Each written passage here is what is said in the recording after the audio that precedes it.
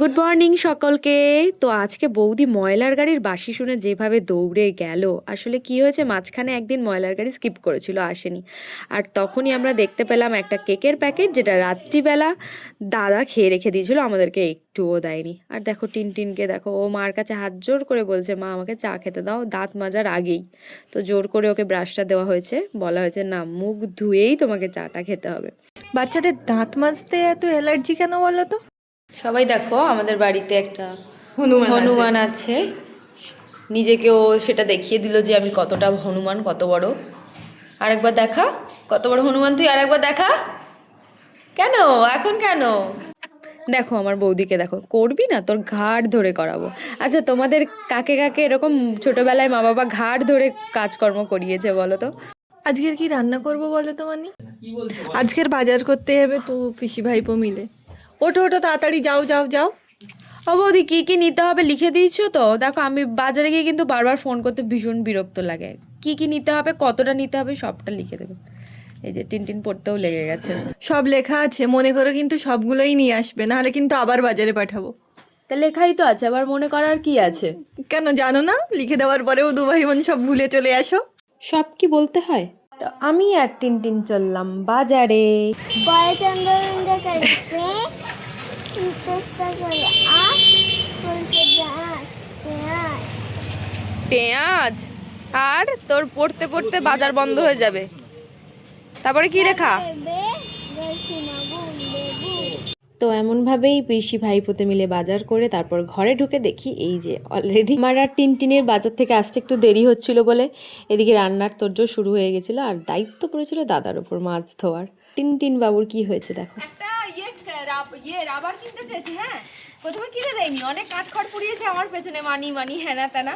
তারপরে ফাইনালি আমি কিনেছি এই যে ফ্রেঞ্চ ফ্রাই রাবার, কিন্তু সেটা দেবো না। কেন বলতো?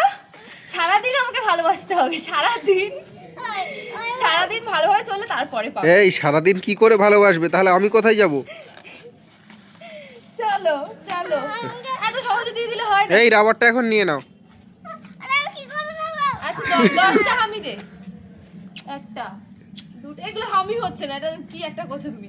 আর সুন্দর করে ভালোবেসে, একটা দুটো তিনটে চারটি পাঁচটা ছটা, আমি আমি দেবো 7টা 8টা। এবার আবার সারাদিন পরে আবার 10টা দিবি, তারপরে দেবো। পেয়েছে, চলো। ওই দেখ ফ্রেঞ্চ ফ্রাই তোমার চলো চলো চলো চলো চলো। শুধু অম্লান কাকাই হলেই হয়, ব্যাস, পৃথিবীতে আর কারোর প্রয়োজন পড়ে না। হ্যাঁ, শোয়ার সময় মানে রাত্রিবেলা ঘুমানোর সময় একটু মা বাবার প্রয়োজন পড়ে, আর পাপাকে ছাড়া তো ঘুমাতেই পারে না। তাছাড়া বাদবাকি সময় পুরো জীবনটাই কাকাইয়ের কাছে উৎসর্গ করে দিয়েছেন আমাদের টিনটিন, যে দুজনে মিলে ফুটবল খেলছে। অমিত, তুমি বিছানার বালিশও ইয়ে করে দাও, কভার পরিয়ে দাও। আমার বর যদি এরকম হতো। অমিত পরিয়ে দেয় না, বৌদি মাঝে মাঝে পরিয়ে দেয়। অম্লানকে যেটা করতে দিয়েছিল সেটা একটা শুধু এই পাশ বালিশের কভারটাকেই ভরেছে আধা ঘন্টা ধরে। আমি দেখতে পাচ্ছি যে কি গুজগুজ করে গল্প করছিল, আমি জানি না, বৌদির সাথে পরে শুনতে হবে কি গল্প করছিল ফিসফিস করে।